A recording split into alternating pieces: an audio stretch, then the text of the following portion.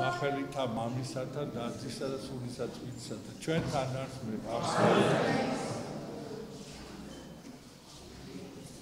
დღეს ჩვენ ვიხსენიებთ წმინდა მამებს, დედებს, მეფეებს, ეპისკოპოსებს და კითხულობდით ასეთ სახარებას, სადაც წერია, რაც უფალი ამბობს, რომ თუ ვინმეს უყვარსო მამა ან დედა, ძმა ან და, ცოლი ან შვილი, უფრო მეტად ვიდრე მეო, არ არისო ჩემი ღირსია. ეს სიტყვები ზოგიერთ არ ესმის და რაღაც გონია, რომ ანუ რაღაც როგორ თუ არ უნდა გვიყვარდეს მამა, დედა, ძმა და შვილი, ცოლი და ასე შემდეგ. და ამას გვიქილიკებენ ხოლმე ამ სიტყვების გამო, ჩვენ როცა ამ სიტყვებს ვიმეორებთ და გვეუბნებიან ხოლმე, რომ რა არის ეს, როგორ შეიძლება რომ არ გიყვარდეს და ძმა, დედა, შვილი და ასე შემდეგ. და თვითონ არც ვერ გებულობენ ამ სიტყვებისა, იმიტომ რომ უფალი არ ამბობს, რომ არ გიყვარდესო შენი ძმა და ცოლი, შვილი, შენი რა ვიცი, ახლობლები, ნათესავები და ასე შემდეგ. ამას არ ამბობს უფალი. უფალი ამბობს, ჩემზე მეტად არ უნდა გიყვარდესო, არაფერი დედამიწაზე და არავინ. და ვისაც უნდაო რომ შემომიდგეს მეო, აი დღეს სახარებაში ამბობს, აიღოს ჯვარი და შემომიდგესო. ანუ რა ხდება? შენ თუ გიყვარს უფალი, ყველაზე მეტად შენ უნდა იტვირთო უფლის ჯვარი.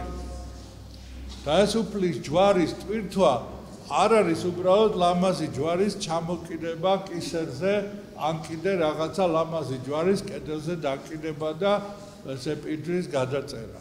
არამედ ჯვარი, რომელიც შენ უნდა აიღო უფლის სადიდებლად და უფლის სახელზე, ეს არის შენი ცხოვრების ჯვარი, რომელიც არის უფლის ერთგულების ჯვარი. აი, როდესაც შენ უფლის გულისთვის არავის წინ არ დააყენებ, მოიძულებ წერია და ეს მოიძულებ იმას კი არ ნიშნავს, რომ შეიძულებ იმას მამას, ძმას, დედას, დას, არამედ თუ შენ უფალზე წინ დააყენებ მათ, ამ შემთხვევაში შენ ჯვარს არ ტვირთულობ. შენ დადიხარ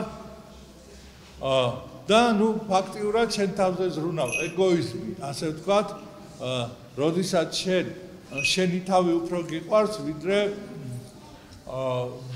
ვიდრე უფალი და ვიდრე ვიც არ უნდა იყოს, იმიტომ რომ როდესაც შენ უფალი არ გიყვარს, შენ არ შენი შვილი არ გიყვარს, არ შენი ცოლი არ გიყვარს და არც არავინ არ გიყვარს. და როდესაც შენ შვილს ღმერთზე წინ დააყენებ, ის შვილი შენი ისეთ საშინელებად აღიზრდება, რომ მე იქნები სულ მუდამ ტირილში, რომ უფლის წინ რომ დააყენე შვილი, ის შვილი გაზარდა ეგოისტად და თავხედა და უზრდელად.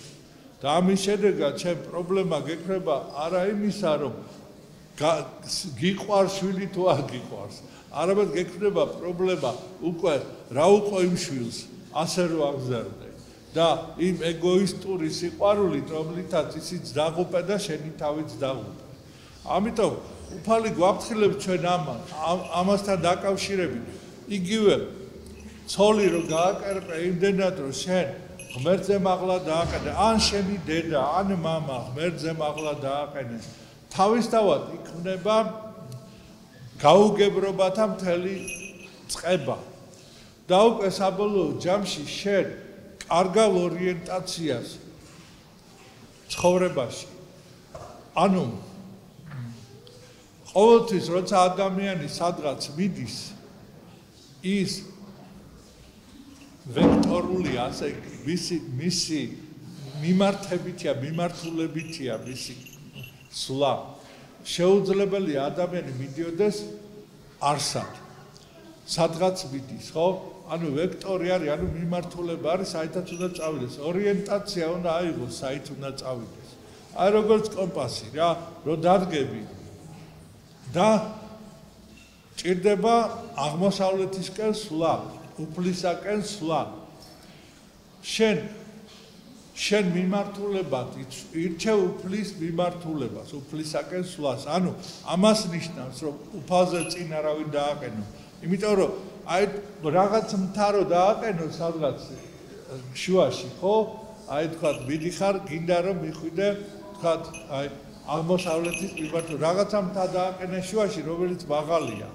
და შენ იმ მთაზე მიხვედი და მეტი აღარ გააგრძელე გზა, აღმოჩნდები შენ არაით სადაც მიდიოდი, არამედ იმ მთაზე, რომელიც სულაც არ გჭირდებოდა, უბრალოდ გზაზე იყო ის მთა და რახან მაღალი იყო, გეგონა რომ ის იყო მიმართულება შენი. და სინამდვილეში იმ მთაზე არ თავდება, მერე გრძელდება გზა და ამიტომ ჩვენ უნდა ვიაროთ. მთაზეც უნდა ავიდეთ.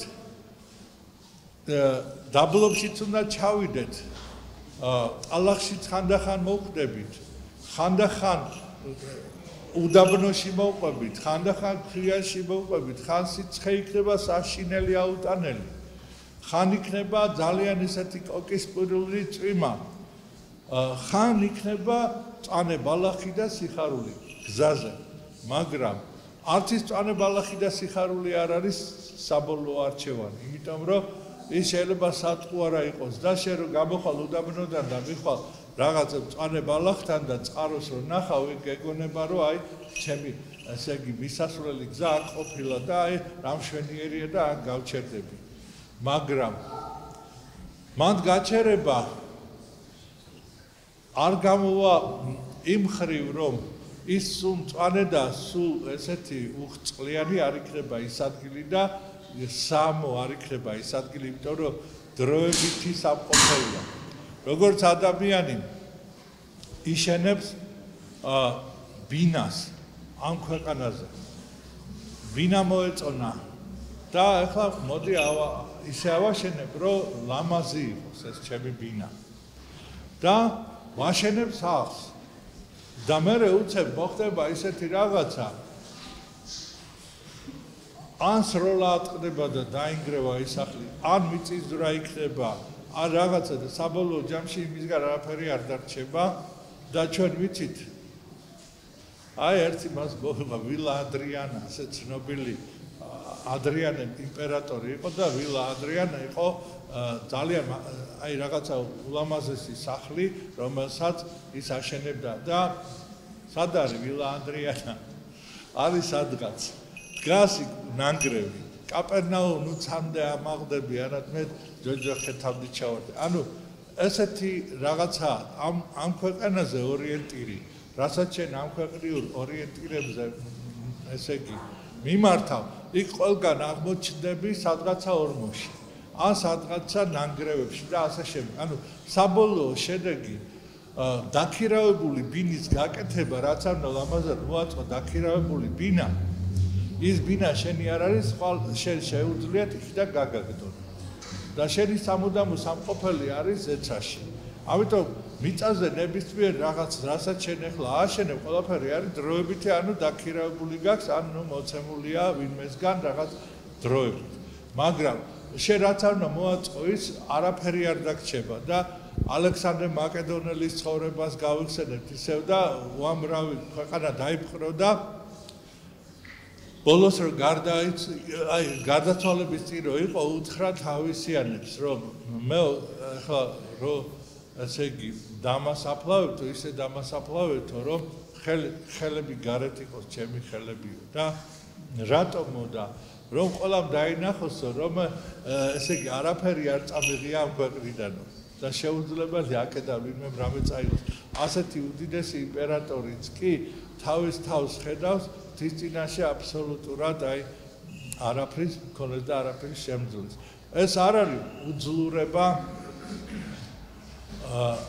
როგორ გითხრათ, აი სასწარკვეთილი უძლურება არ არის ეს. ეს არის უფლის დაყენება თავის ადგილზე და უფლის წინაშე ადამიანის ესე იგი დგომა. როდესაც მუსიკალური გაფორმება ყოველთვის მახლოს. და რა მინდოდა მე თქვა? როდესაც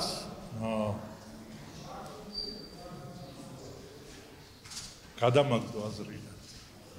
ტელეფონები არის ფაქტიურად, რო იცოდეთ, ტაძარში ტელეფონი არის დამაბრკოლებელი ყველას, თქვენის ვინც აქ ხართ და ვინც გარშემო არის, იმიტომ რომ როდესაც ტელეფონი რეკავს, შენ როდესაც გესაუბრებიან, აი ზეცაზე და ამ დროს შენ ტელეფონი გირეკავს, შენ ბოროტი გაგდებს ტაძრიდან, რომ არ მოისმინო ის რაც შენთვის საჭიროა. ამიტომ იცოდეთ ტაძარში რომ შემოდიხართ, გამორთეთ ტელეფონი ან ბოლო-ბოლო ხმას დაუწიეთ და ისე მოდით. ხო და რა მინდოდა მე თქვა? როდესაც ადამიანი გარდაიცვლება, მას ვერაფერს ვერ გააყოლებ. ეხლა კი ჩვენ ვიცით, იყო ასეთი ტრადიციაც, სანამ ქრისტიანობამ დაიბრუნა თავისი ადგილი, აყოლებდნენ, რა ვიცი, საჭმელს, ასმელს, ბაკრატელს, სავარცხელს, ფულს ხელში ჩაუდებდნენ, ასე შემდეგ და ესე ადამიანები, ესე იგი ფიქრობდნენ, რომ ეხლა იქ რომ მივიდოდა, უფალსამ ფულს მისცემდა, თქვა და ის კარგად გის მოუნახავდა და იმ ნივთებს, რომელსაც ატანდნენ, ის გამოადგებოდა იქ და ეს სრული უაზრობაა და რომ იცოდეთ ამ მიმართულებით ფარაონები მიდიოდნენ, მათ უკვე მარტო ნივთები და ფული კი არა, მთელი ცოლები, შვილები, მოახლეები, ყველა უნდა გაყოლოდა და მთელი უამრავ ხალხს ესე იგი წირავდნენ ერთი გარდაცვლილი ფარაონის გამო, რომ მას გაეყოლებინათ მასთან ერთად რაღაც იმ ქვეყანას საიქიოში და რა მიიღეს, კითხეთ როცა მიხვალთ იქით და დაინახავთ.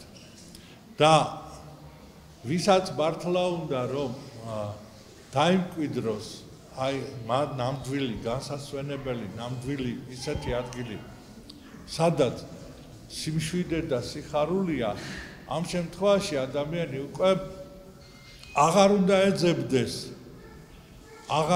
ეძებდეს ამ ქვეყანაზე რამე ისეთ, რომელიც იქნება უფალზე მნიშვნელოვანი. და რა თქმა უნდა, ახლა შენ რაღაცას იყიდი, რაღაცას გააკეთებ ამ ქვეყანაზე, რაღაცაზე იზრუნებ. ეს შენი როგორც ადამიანის მოვალეობა ტყილა ხო არ იჯდები ქვეყანაზე და უსაქმურად და დაელოდები, რომ როდის მოგცემს უფალი სასუფეველს.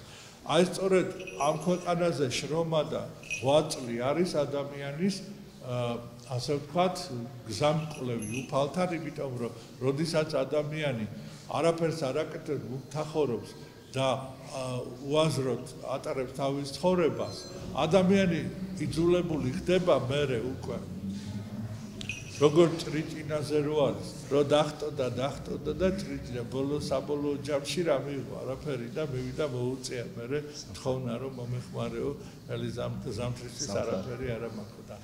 ხო და ჩვენ ამიტომ არ უნდა ვიყოთ ამ ტრიჭინასავი და არ უნდა ვეძებოთ ამ ქვეყანაზე გასართობი და დროს ატარებელი ადგილები, არამედ უნდა ვეძებოთ ამ ქვეყანაზე სასუფეველი თისა.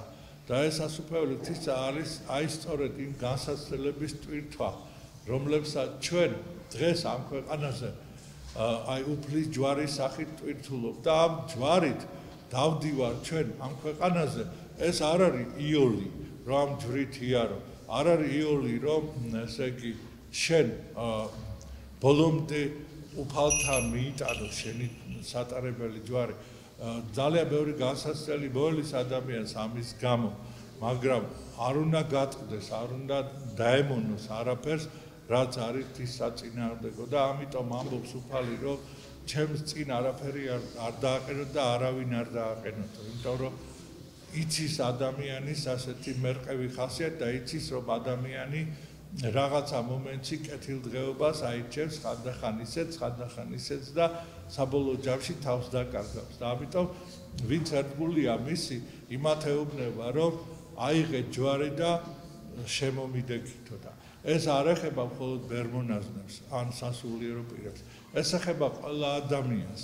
ჯვარის ტვირთვა ყველა ქრისტიანის ვალია და მოვალეობაა.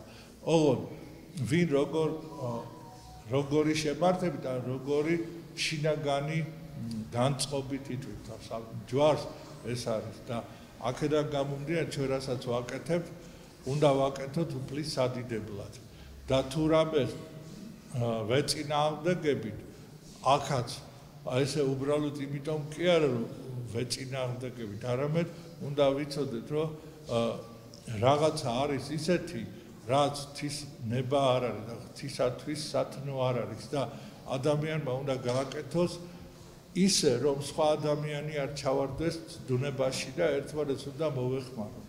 და ეს არის ქრისტიანული ქადაგება, როდესაც შენ ერთის მხრივ ეუბნები ადამიანებს რომ ჩვენ ერთად უფლისაკენ უნდა ვიაროთ და მეორეს მხრივ როდესაც მაგალითს უჩვენებ როგორ უნდა იაროთ. და კიდე ამავე დროს არის რაღაცები, რაზეც უარი უნდა თქვა და მძიმე ამაზე უარის თქმა, იმიტომ რომ რაღაც კეთილდღეობის პრობლემები გექნება და შეიძლება, ზოგჯერ სიკვდილიცად თავრდებოდეს უფლის ერთგულება და ჩვენ ვიცით ასეთი ამბები, აგერ დღეს უამრავი მოწამე მოვიხსენიეთ და ასევე ყოველდღე ვიხსენიებ ჩვენ მოწამეებს, რომლებმაც უფლისათვის თავი დადეს, არა თუ უბრალოდ კეთილდღეობა შეწირეს, არამედ სიცოცხლე შეწირეს უფლისათვის, უფლის დიდებისათვის და როდესაც იყო წინააღმდეგობის გაწევა საჭირო, მაგალითად წმინდა გიორგი წინააღმდეგობას წერდა არღებულობდა იმას ნაკერპალს და უარს ამბობდა თანამდებობაზე ქრისტიანობის უარყოფის სანაცვლოდ არ უნდა არავნაირი თანამდებობა.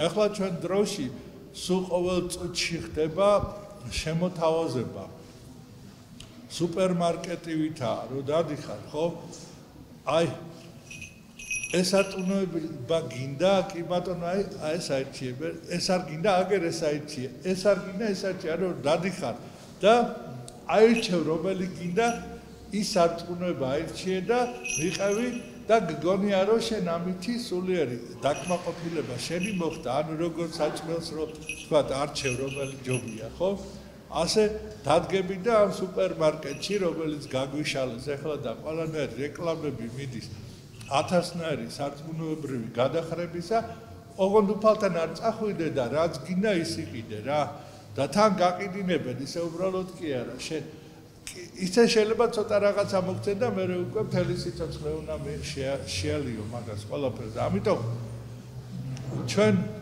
გვაქვს ჭეშმარიტება, რომელსაც ვერანაირი ძალა ვერ მოდრიკავს და ვერ დაანგრევს და ვერ წაგვართმევს.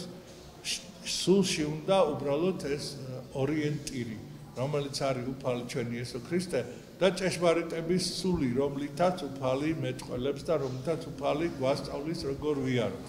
იმიტომ მოხდა ეს გარდამოსვლა სული წმინდისა, რომ ჭეშმარიტების სულით ვიაროთ და ნუ გეშინისცემელია სული წმინდა.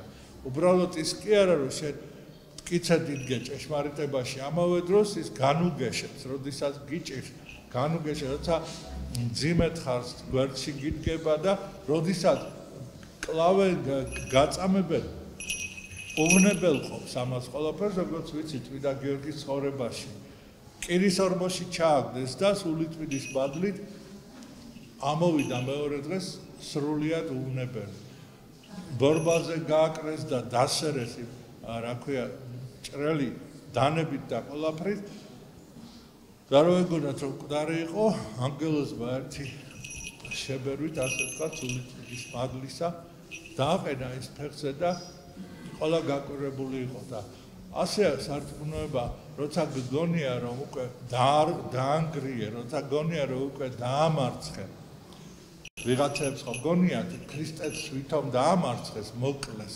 მაგრამ ვერ ხდება აღდგომა აი ესე მოხდება ყოველთვის და დღეს ჩვენ ესე იგი გვთავაზობენ ადამიანის უფლების სახით აღვირახსნილობას, სოდომურ ცოდვას და ჩვენ უნდა ამას ყველაფერს მივესალმოთ ტაში დაუკრათ და მომსახურე პერსონალი მოვა ტელევიზორებში გამოაჭერებს ამათ ყველას და ალაპარაკებს თითქოს ეს არის კარგი და ჩვენ დაგგმობენ მოძღვრებს დაგგმობენ მრევლს იმ ადამიანებს ვინც საუბრობთ რომ ეს არის საშინელება და ადამიანის დაღუპვა ჩვენ დაგგმობენ როგორც ადამიანების მოწინააღმდეგე სინამდვილეში თავად ადამიანების გმობელები და მოწინააღმდეგეები იმიტომ რომ სოდომური ცოდვით ადამიანი ვერაფერს ვერ დაიმკვიდრებს, აბსოლუტურად ვერ. აი უბრალო სიმშვიდებსაც კი ვერ მოიპოვოს და უტიფარი პროპაგანდით ამისი, ხო?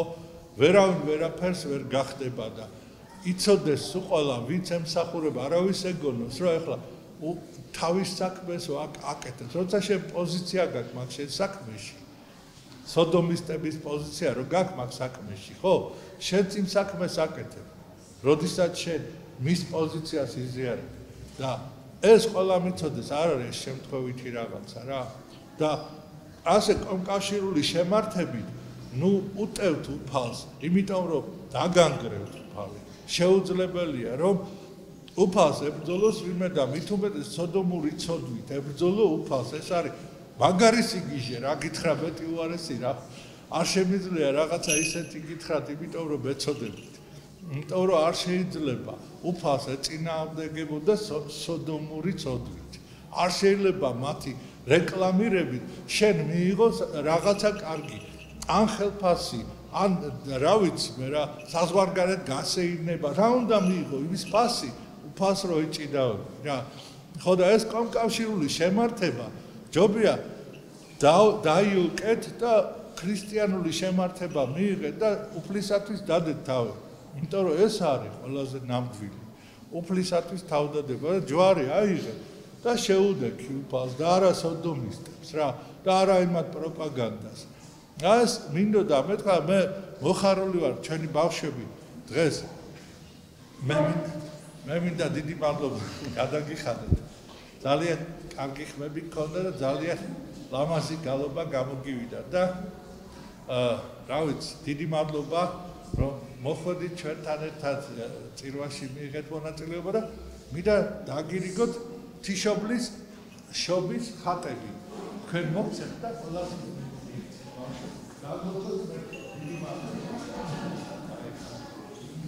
და ამათია მომავალი ამ ბავშვების რომლებიც უფლის დიდებით გალობენ უფლის დიდებით ცხოვრობენ და ნურავი ნუ შეაფერხებს ამ სვლას ამ ბავშვების უფალთან და სოდომური ცოდვით ნუ დაუდგება ბავშვებს მოწინააღმდეგეთ უფალთან მიმართებაში რა მე რაღაც აი არავისი სიძული არ მომდა არავის არ ვაგინებ უბრალოდ მე გაფხიზლებ ხალხო რა შვებით რა ამას ვამბობ რა ხო და ეს ტელევიზიები კი მოჭრით და მიჭრით ის თქვით რაც არის ყველაზე მნიშვნელოვანი თქვენთვის ის გაუშვით და იმაზე ვისაუბროთ თუ მაინც და მაინც ვინმეს გონია რომ სოდომური ცოდვით რამე კარგი ხდება ამასაც შეგვიძლია ვიპაექოთ ვიკამათოთ მაგრამ პროპაგანდას დავანებოთ თავი როცა იცი რომ არ ვარგა და მაინც პროპაგანდას ეწევი ხო და თუ ვერ ხვდები რომ არ ვარგა მაშინ ვილაპარაკოთ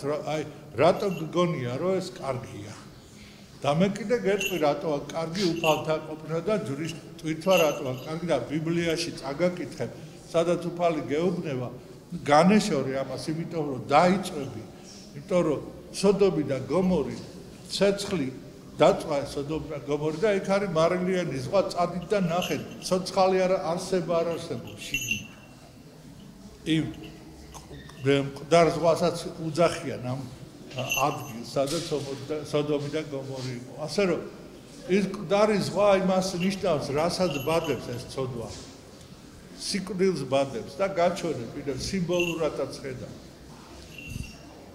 ამ დროს უფალი მოკლეს ჯვარზე გააკრეს ნაგავი დააყარეს გოლგოთას და ყველაფერი შეეცადნენ რომ საერთოდ დაემალათ უფლის არსებობა და დღეს წინავს იერუსალიმი მთელი მსოფლიო მიდის და იქ ეგებება უფლის აღდგომას და იქ მთელი ამბები ხდება უფალი თავის ნუგეშსაც გვიგზავნის მადლიანი ცეცხლის სახით და ადამიანი ხვდება თუ რამხელა ძალა აქვს უფლის ესეთ უფლის დიდებას და უფლის მადლს. ღმერთმა დაგვიცოთ, გაგაძლიეროთ და წიგნებს დაგირიგებთ ახლა თქვენ ყველას. აი ამ კითხვებზე პასუხებს არ გვცემსო რომ ამბობდნენ. ხო? ზოგიერთები და რა მითხრეს იცით? ანუ სალხინოს მონასტერში მამებს დარჩენიათ აი ლიბერალიზმის შესახებ ჩემი დაწერილი ბროშურა და ამ უტიფარმა ხალხმა დაწვეს ეს ბროშურები. ანუ წარმოიდგინე ახლა ჩვენ რო დაგვეწვა რამე ეღოულური ლიტერატურა ამ ხლამბავი ატყნებოდა და ამათმა დაწვეს ჩემი დაწერილი ბროშურა ლიბერალიზმის შესახებ. ანუ ნიშნავს ეს იმას, რომ ისინი ლიბერალიზმის პოზიციაზე დგანან, ხო, არა შემთხვევით არიან ისინი. თქვა, ეკლესიის ანუ ფაქტურად მათი ყოფნა ეკლესიაში თურმე ყოფილა აი ლიბერალიზმის დესანტი. როდესაც საჭირო იქნებოდა ააფეთქებდნენ და აი ეს დაწვა ამ წიგნებისა მათ ხო არ ეხებოდა არანაირად. აი ამ წიგნების დაწვა არ ეხებოდა პიროვნულად, თუ არა ისე ზოგადად სინდისი რო გაქვს ადამიანს წაიკითხავ მიხვდები რას ლაპარაკობ და მათ პიროვნულად არ ვეხებოდი, ხო იქა? და ეს წიგნები დაწვეს და რაზე ვილაპარაკოთ? დღეს ჩვენ აი ჯულის კანონის გზამკვლევი ამბოხებულთათვის აი ესეთი წიგნი დაიწერა, როცა ამბობენ რომ პასუხებს არ ვცემთ, აი პასუხები არის ყველაფერზე გაცემული და თუ კიდევ ვინმეს რამე პასუხის გაცემა უნდა, კიდე მოგწერონ და კიდე პასუხს გავცემთ და ჭეშმარიტება საბოლოო ჯამში გამჟღავნდება და როცა გეშინია სიმართლის თქმისა და წვავ წიგნებს, რომელიც სიმართლეს შენ ამ დროს სიმართლეზე ლაპარაკობ, ეს არის არ ვიცი რა. და გირჩ რო დაუჯდები და ყანწით რო დალევ ეკლესიის საწინააღმდეგო რაღაცას ლაპარაკის შედეგად რაღაც დასკვნას გააკეთებ და ერთად დალევ. ყანს რომ თურმე შენ ეკლესიის გამოსწორება გინდა და გირჩსა და შენ ერთდროულად ერთი და იგივე ინტერესი გაქვთ რომ გამოასწოროთ ეკლესია. აი აქ არის ზუსტად ყველაფერი რაში ჩანხარ და წიგნების დაწვაში ჩანს ვინახარ შენ და მეტი არაფერი. ასე რომ ნუ რა ვიცი, ასეთ ცხოვრება თუ უნდა თქვენ ახლა 60 წიგნის დაწვით ეს იდეა ვერ დაიწება. ხო და წიგნებიც კიდე იმდენი გვაქვს, რომ რამდენიც მათ ვერ წარმოუდგენია და კიდე გვექნება კიდე იმდენი. ისე რომ წიგნებს დავბეჭდავთ, გამოვცემთ, გავავრცელებთ ერთმანეთში, თუ გვექნება შეფერხება დავაქსეროქსებთ ერთმანეთს მივცემთ, თუ დაქსეროქსება არ შეიძლება, გადავწერთ და ბოლო-ბოლო მართალი სიტყვა მაინც მივა ყველგან.